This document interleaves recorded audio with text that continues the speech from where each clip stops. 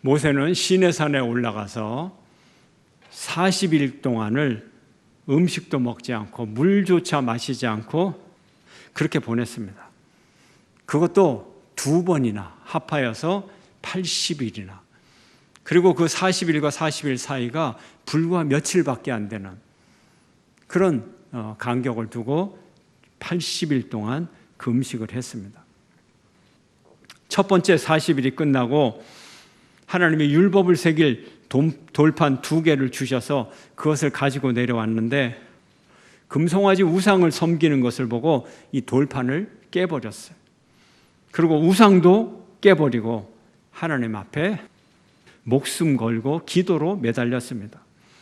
이렇게 기도로 매달리는 모세를 하나님이 긴급하게 소환을 했어요. 내일 아침에 시내산으로 빨리 올라와라. 그리고 내가 깨버린 2 돌판과 똑같은 돌판을 이번에는 네가 만들어서 가지고 올라오라. 이렇게 호출을 했습니다. 그 다음 날까지 긴급하게 돌판 2개를 만들고 아침 일찍 시내산에 올라갔습니다. 시내산에 올라가는 아침 일찍 올라가는 이 모습을 보면서 대략 600년 전에 아침 일찍 일어나서 번제 이 나무를 아들 이삭에게 지우고 불과 칼을 들고 모리아산을 올라가는 아브라함의 모습이 기억이 납니다. 절대 순종의 헌신자의 모습이죠. 자기를 부인하고 자기 십자가를 지고 예수를 따라가는 헌신된 제자의 모습을 우리는 미리 엿볼 수가 있습니다. 이것이 진정한 자기 부인입니다. 모세는 시내산에 올라가서 2가지 일을 했습니다. 첫 번째는 기도요, 2번째는 하나님의 율법을 듣는 것. 이 2가지 일을 했습니다. 먼저 기도를 보면 그에게는 2가지 큰 기도 제목이 있습니다. 첫 번 기도 제목은 주님, 이 백성과 동행하여 주시옵소서. 2번째 기도 제목은 주의 영광을 보여주옵소서. 이 2가지 기도 제목에 매달렸습니다. 그리고 또 시내산 위에서 하나님이 불러주시는 율법을 받아 적었습니다. 또한 하나님은 모세가 준비한 2 돌판 위에 당신이 친히 십계명을 새겨서 모세에게 주었습니다. 이제 40일이 끝나고 모세가 이 돌판 2개를 들고 시내산 아래로 내려왔습니다. 이렇게 모세는 40일 동안을 구름 속에 임재해 계신 하나님과 대면을 하고, 그래서 이 하나님의 영광의 광채가 모세 얼굴에서 배어 나오게 되었습니다. 하나님의 영광을 자기 얼굴에 담아서 산에서 내려온 것이죠. 그리고 이 하나님의 영광을 백성들에게 보여주었습니다. 그러나 모세는 자기 자신이 그런 것을 알지를 못했습니다. 모세가 처음 시내산에서 내려왔을 때는 어땠나요? 우상 숭배를 보고 분노로 그의 얼굴이 찌그러져 있었습니다. 그러나 이번에는 모세의 얼굴이 분노가 아닌 하나님의 광채로 빛이 나고 있었습니다. 그러면 이 빛의, 이 광채의 본질이 무엇일까요? 모세의 얼굴에서 빛나는 이 광채, 그것은 하나님의 영광이 비추어지는 것이었습니다. 어떤 분은 이 광채가 나는 것을 표현하기를 하나님의 영광이 묻어났다, 이렇게도 표현하고, 왜요? 우리가 이 향기름, 향수의 같은데 닿으면 그것이 묻어나서 냄새가 얼마나 납니까? 또 어떤 사람은 다른 표현으로 하나님의 영광이 올맞다, 배었다, 닮았다, 뭐 이렇게 표현할 수도 있어요. 그러나 이 모든 표현은 우리 인간의 한계죠. 언어의 한계죠. 그냥 그렇게 표현하는 거죠. 비유적으로 표현하는 거지 본질을 설명하는 건 아니에요. 광채가 나다, 원어의 뜻을 보면 광선이 뿜어져 나오는 것, 아주 그냥 밝게 뿜어져 나오는 것을 얘기하는 거예요. 그러나 이 빛이 물리적인 빛은 아니죠. 광학적인 빛은 아니죠. 오늘날의 LED 램프나 전기불이나 레이저 광선이나 형광 물질이나 이런 건 아니죠. 하나님의 영광의 빛인 것입니다. 인간의 지혜로는 그 빛이 어떤 빛인지 도저히 정의도 내릴 수 없고 분석도 할 수 없는 영광의 빛, 신비스러운 빛, 이 빛을 모세가 받아서 그 얼굴에 얼굴빛으로 비추어 주었던 것입니다.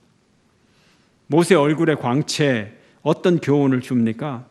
모세 얼굴의 빛은 모세의 기도의 응답입니다. 모세가 두 가지 기도를 어떻게 했다 그랬죠? 하나님의 임재를 보여주세요. 동행함을 보여주세요. 그리고 하나님의 영광을 보여주세요. 그랬더니 하나님이 모세 얼굴에다가 영광의 빛을 주고, 영광의 빛을 주었다고 하는 것은 내가 너희와 함께함이라 하는 동행의 상징을 보여주었던 거죠. 기도 응답을 해주었습니다. 그 빛은 모세 자신의 빛이 아니라 하나님의 임재의 빛이었습니다. 모세 얼굴에 난 광채는 인간의 얼굴을 통해서 이스라엘 가운데 들어오신 하나님의 영광이었어요. 하나님이 함께 하시는 것은 용서하시고 임재하시고 교제의 회복을 증명하는 표징이었습니다. 전에 백성들이 시내산 가에서 시내산 정상에 하나님이 임하는 것을 보았잖아요. 우레소리와 번개와 나팔소리와 구름 가운데 임한 하나님을 보고 이들은 무서워서 부들부들 떨었어요. 이 하나님의 임재하심이 회막으로 오고, 이제는 모세 얼굴에 하나님의 임재하심이 보여지는 것입니다. 백성들에게 하나님은 다시 기회를 주셨어요. 범죄한 백성이지만 다시금 그들을 찾아오시고 용서와 자비를 베푸시는 분, 모세의 얼굴의 광채는 하나님의 성품을 보여주는 것입니다. 자비와 은혜와 인자와 진실이 풍성하신 하나님, 죄인으로 거하는 이스라엘 백성 중에도 찾아오셔서 용서하시는 하나님, 하나님의 성품을 보여주었습니다. 언약을 갱신하는 것이었습니다. 그런데 백성들은 이 모세의 영광스러운 얼굴을 두려워했습니다. 왜 그럴까요? 백성들이 문제가 있다는 것이죠. 모세의 영광을 보면서 더 존경하고 더 기뻐하고 더 모세를 잘 따르면 되는데, 이 사람들은 두려워하기 시작했어요. 한마디로 이들의 죄 때문에 그렇습니다. 죄 때문에 감히 얼굴을 들지 못하고 두려워서 모세를 바라보지 못했던 것입니다. 몇 가지 질문을 통해서 오늘의 교훈을 더 분명히 하려고 합니다. 첫 번째 질문은, 하나님이 왜 모세에게 광채를 주셨을까? 모세가 받아온 율법과 십계명의 두 돌판, 그리고 모세가 입으로 전달해 주는 이 말씀이 하나님의 말씀이라는 거예요. 모세의 말씀이 아니라 하나님의 말씀이라는 것을 알려주기 위해서 모세에게 광채를 주었습니다. 그래서 그 광채를 담아 내려온 것이죠. 두 번째 질문입니다. 모세는 언제 얼굴을 가렸나요? 백성들이 모세의 얼굴의 빛을 보고 두려워하자 그 빛을 가렸어요. 빛을 가렸어요. 수건으로 얼굴을 가렸어요. 오늘 본문을 읽어보면 모세가 여호와께서 시내산에서 이르신 말씀, 그 말씀을 전할 때, 그때는 얼굴을 가리지 않았어요. 말씀을 다 전하고 나서 백성들이 두려워하니까 그때 가렸어요. 또 회막의 하나님 앞에 나가서 하나님을 만날 때는 수건으로 빛을 가릴 이유가 없어요. 하나님을 만났어요. 그리고 나와서 다시 하나님의 말씀을 선포하고, 선포한 후에 다시 수건으로 얼굴빛을 가렸어요. 과연 왜 그랬을까요? 하나님의 말씀을 전할 때는 하나님의 영광의 빛을 함께 전해야 했습니다. 가릴 이유가 없어요. 하나님의 말씀을 전하기 때문에 하나님의 영광빛을 보여줍니다. 그러나 말씀을 전하지 않는 평상시 일상생활에는 얼굴의 광채를 가렸던 것입니다. 세 번째 질문이 있습니다. 그럼 왜 그랬느냐? 왜 그랬느냐? 말씀을 전할 때는 광채를 함께 보여주고 말씀 선포가 끝나면 가린 이유가 무엇인가? 하나님의 말씀을 전하는 것은 하나님의 뜻을 전하는 것이므로 그것 자체가 하나님의 권위와 영광을 선포하는 것입니다. 그러므로 빛을 보여주는 것은 아주 더 효과가 있는 것입니다. 그 빛의 목적을 달성하는 것입니다. 그러나 말씀 선포가 끝나고 일상의 시간들, 개인적인 삶입니다. 개인적인 삶. 이 개인적인 삶에서 모세라는 개인이 숭배와 두려움의 대상이 되는 것, 이것을 모세는 원치 않았습니다. 하나님의 말씀을 전하는 종이지 일상생활에서 사람들이 부들부들 떠는 그 무서운 빛을 발하면서 자기의 위엄을 사람들에게 보여주는 이거를 원치 않았습니다. 이처럼 모세는 항상 하나님을 두려워하고 오직 사명만을 이루기 위해서 헌신한 사람이었습니다. 여러분도 이런 사람이 되기를 바랍니다. 항상 하나님을 두려워하고 오직 소명만을 이루는 헌신자가 되기를 주의 이름으로 축원합니다. 네 번째로, 오늘날 우리가 비추어야 할 광채는 무엇인가요? 하나님이 오늘날 우리에게 주신 빛은 무엇인가요? 오늘날의 성도들은 모세의 광채와는 비교할 수 없는 예수 그리스도의 광채를 지니고 있어요. 이 모세는 율법의 광채를, 하나님의 율법의 광채를 가지고 있지만 우리는 영생의 축복인 예수 그리스도의 광채를 가진 존재들이에요. 이 점을 우리가 알아야 돼요. 이걸 알아야 돼요. 장차 완전한 주님의 영광에 우리가 그 빛에 참여하게 될 것입니다. 베드로는 말합니다. 함께 읽을까요? 시작. 그러나 너희는 택하신 족속이요 왕같은 제사장들이요 거룩한 나라요 그의 소유가 된 백성이니 이는 너희를 어두운 데서 불러내어 그의 기이한 빛에 들어가게 하신 이의 아름다운 덕을 선포하게 하려 하심이라. 오늘 우리에게 주신 하나님의 빛은 기이한 빛, 신기한 빛, 신비스러운 빛, 하나님의 영광의 빛 속에 우리가 들어있는 거예요. 그런 존재예요. 그 속에서 우리가 살아가고 이 아름다운 덕, 이 신비의 빛을 우리가 세상에 비추어야 되는 거예요. 우리 성도들이 언제 가장 빛나 보일 때가 있습니다. 언제가 가장 빛나 보일 때입니까? 언제가 우리 성도들의 모습이 가장 아름다운 모습이고 언제가 이 세상을 향하여 가장 강력한 모습으로 나타납니까? 우리가 이웃을 사랑하고 섬길 때, 긍휼히 여기는 마음을 가질 때, 은혜를 베풀 때 우리 성도들이 가장 빛나는 거예요. 가장 권세가 있는 거예요. 이때 성도들의 얼굴이 얼마나 빛나는지 모릅니다. 여러분의 얼굴이 사랑함으로 섬기고 봉사함으로 천사의 얼굴처럼 빛나기를 주의 이름으로 축원합니다. 우리에게 주신 하나님의 이 빛은 세상을 비추는 빛이에요. 세상을 비추는 빛이에요. 함께 읽어볼까요? 산상수훈 시작. 너희는 세상의 빛이라 산 위에 있는 동네가 숨겨지지 못할 것이요. 우리는 세상에서 높이 솟아서 숨겨지지 않는 빛나는 존재가 되었습니다. 미국 건국의 선조인 청교도 지도자들 중에 한 명인 잔 윈트롭이라는 분이 있어요. 잔 윈트롭. 이분이 1630년 이런 제목으로 기독교 박해의 모델, 기독교 박해의 모델 이런 제목으로 설교를 했어요. 이 설교에서 이 윈트롭이 주장합니다. 우리가 앞으로 미국에서 위대한 도시를 건설합시다. 위대한 사회를 만들어 갑시다. 온 세상 사람들이 지켜볼 언덕 위의 도시가 됩시다. 예수님이 말씀하신 숨겨지지 않는 이런 동네가 됩시다. 이렇게 설교를 했어요. 위대한 설교였죠. 그 후로 미국 대통령의 연설에서 단골로 등장하는 내용이 언덕 위에 빛나는 도시, 이것이 미국입니다. 이런 미국을 만듭시다. 이런 주장이 자주 등장했습니다. 오바마도 이것을 인용을 했습니다. 우리가 가진 빛이 어떤 빛인가요? 하나님의 빛, 복음의 빛이에요. 숨겨지지 못할 것입니다. 여러분도 복음의 빛으로 세상을 향하여 나가는 여러분이 되시기를 주의 이름으로 축원합니다. 우리가 생명의 말씀을 먼저 받았다는 것, 엄청난 영광의 빛입니다. 모세가 하나님의 말씀을 먼저 받고 빛을 받았잖아요. 우리에게도 이런 빛이 있는 것입니다.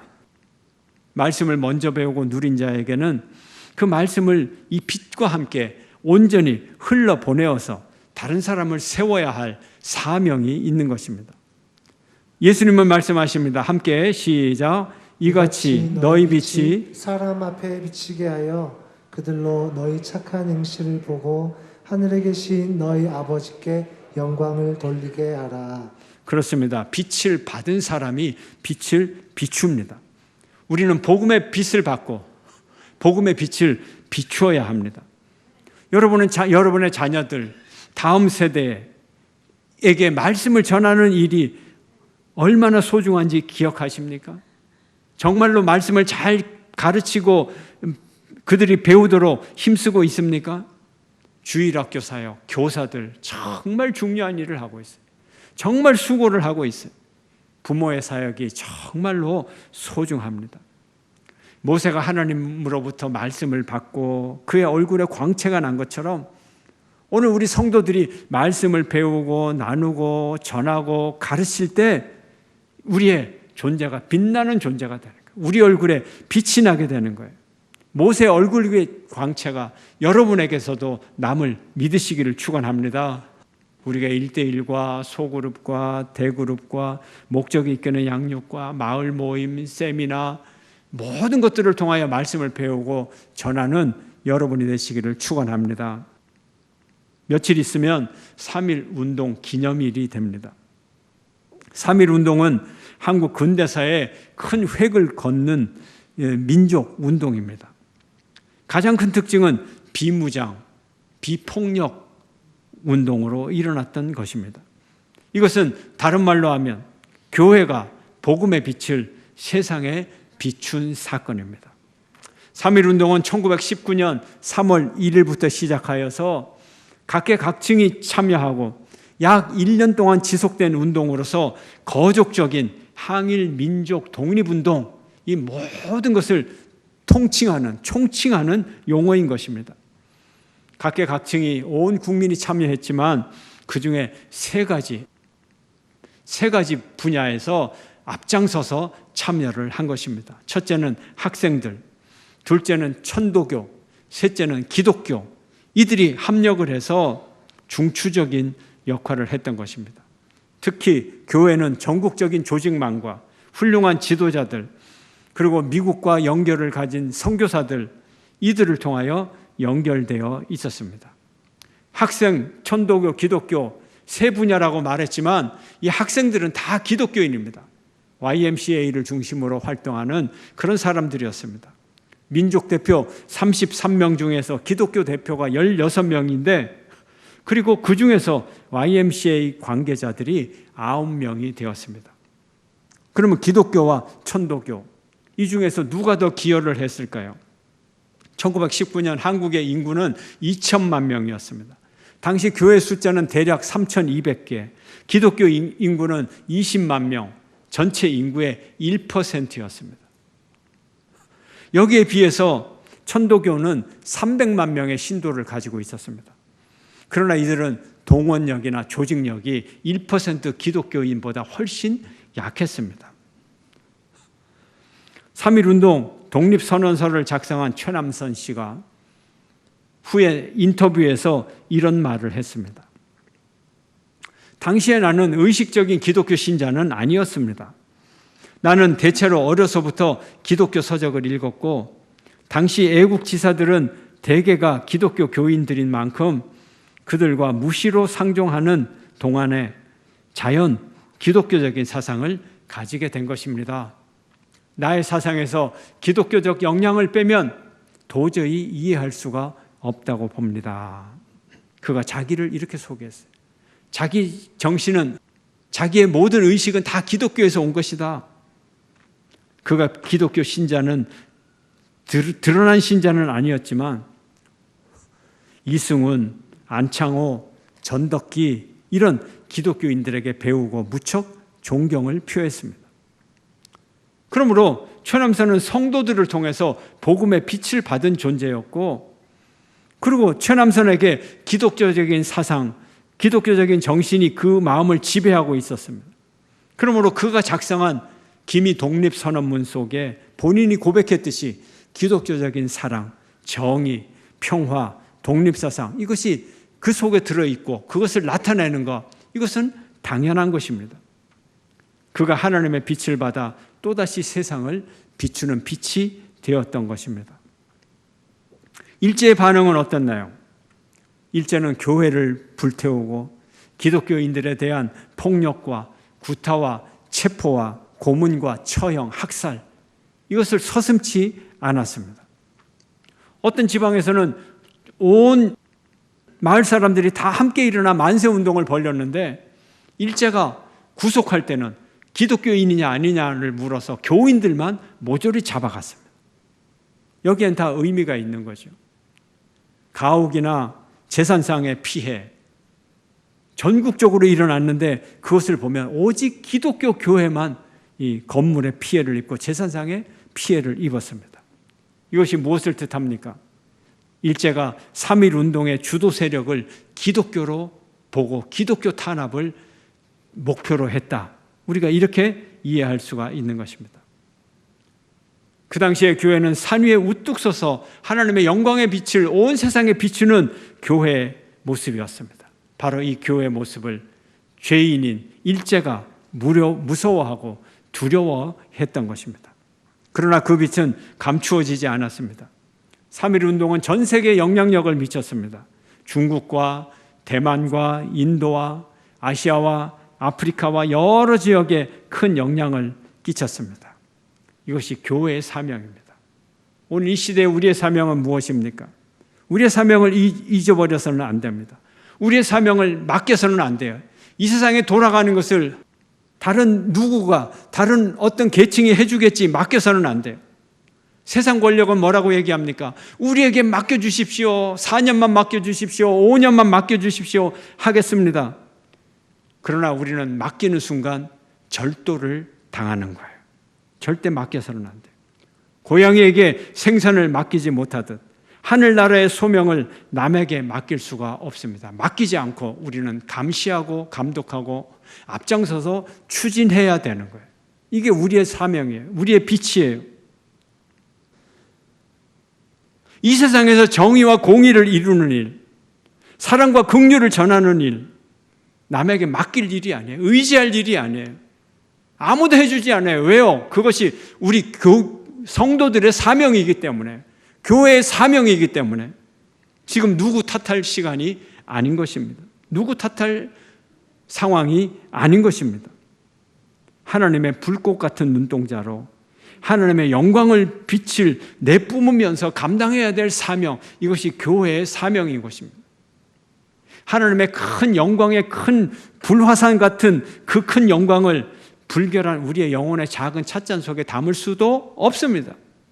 그러나 절망하면 안 됩니다. 다만 하나님이 우리에게 주신 얼굴빛, 이 얼굴빛 하나 비추면 하나님 나라가 이 땅에 이루어질 수 있다는 것, 이것이 믿음인 것입니다. 모세의 얼굴빛 얼마나 갔을까요?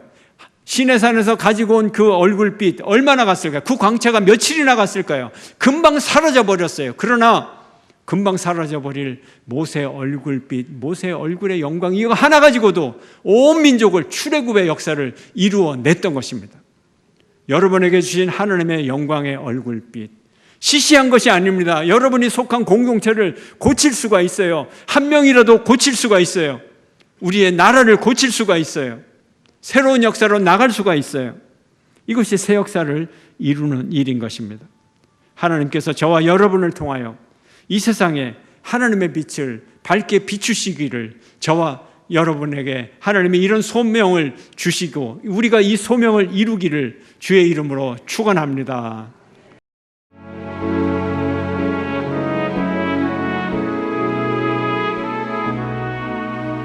주님 앞에 섭니다.